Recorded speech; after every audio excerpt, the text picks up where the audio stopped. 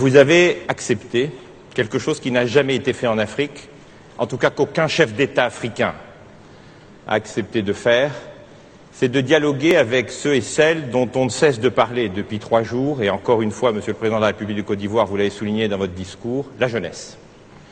Parce que les jeunes sont un peu partout sur ce continent, ils représentent près de 65% de la population, et puis ils ne communiquent pas comme nous. Ils n'ont pas l'habitude de communiquer comme nous, ils sont sur Twitter, sur Facebook, sur tous ces réseaux sociaux.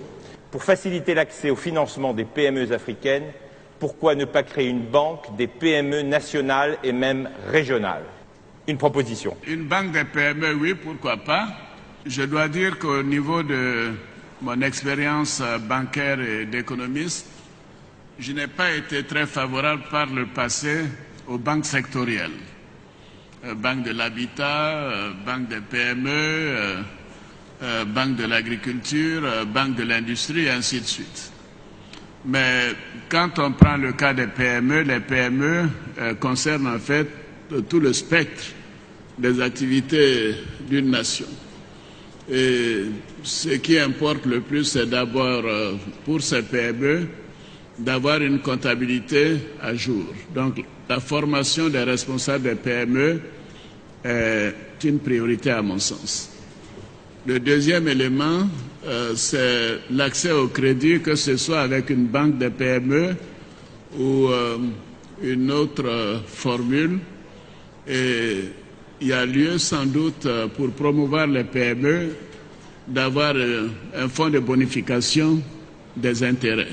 Et enfin, faire en sorte que quand ces PME ont recours aux possibilités, aux appels d'offres de l'État, qu'il y ait tout de même une priorité.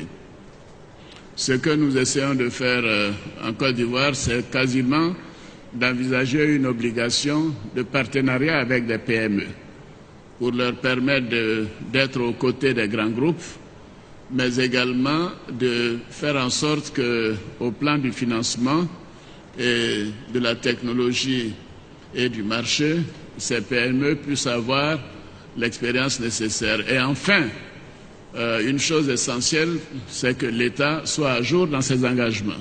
Nous devons faire un effort de gestion de ces instituts que nous créons, mais surtout se rapprocher du secteur privé. Et avec ce secteur privé, voir comment être en mesure de pouvoir soutenir. Parce qu'il faut des gens qui connaissent le secteur, qui savent de quoi on parle, pour pouvoir venir en aide et aider à la création de ces PME. Donc j'adhère évidemment dans le sens de tout ce que le président Ouattara a dit, mais je voulais simplement ajouter que ce n'est pas la mauvaise volonté.